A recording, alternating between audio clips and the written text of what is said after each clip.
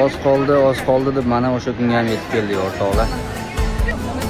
Mana birinchida turibdi Madina shahriga soat 16:20 da. Miraz aka ham onamga o'xshaydilar deb kuzatadilar. O'rtoqlar. Mashta xudo xolasa.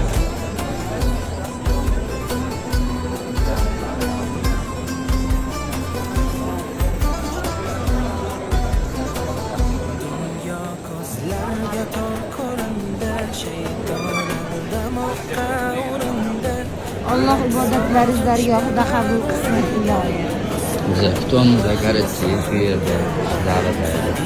Ko'rishamiz yana. O'zbekistonni sog'inamiz.